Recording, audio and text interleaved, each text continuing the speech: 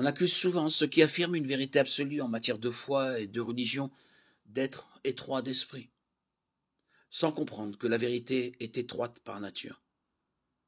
Un professeur de mathématiques est-il étroit d'esprit s'il enseigne que 2 plus 2 est uniquement égal à 4? Une autre objection à la vérité est qu'il est arrogant d'affirmer qu'un tel a raison et que tel autre a tort. En reprenant l'exemple des mathématiques, est-il arrogant pour un professeur de mathématiques d'enseigner qu'il n'y a qu'une vraie réponse à un problème arithmétique, ou pour un serrurier d'affirmer qu'une seule clé peut ouvrir une porte fermée? On entend souvent que la croyance en une vérité absolue en matière de foi et de religion est exclusive au lieu d'être inclusive, sans comprendre que la vérité exclut son contraire par nature.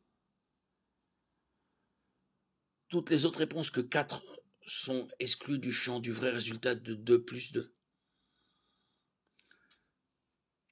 Un autre argument contre la vérité est qu'elle est offensante et provoque des divisions. Pour les tenants de cette critique, tout ce qui compte est la sincérité. Le problème avec cette position est que la sincérité, la croyance et le désir ne changent rien à la vérité. Mais si on croit sincèrement qu'on pourra ouvrir une porte avec la mauvaise clé, cela ne marchera pas pour autant. De même, quelqu'un qui boirait une bouteille de poison en croyant sincèrement qu'il s'agit de limonade subira tout de même ses effets indésirables.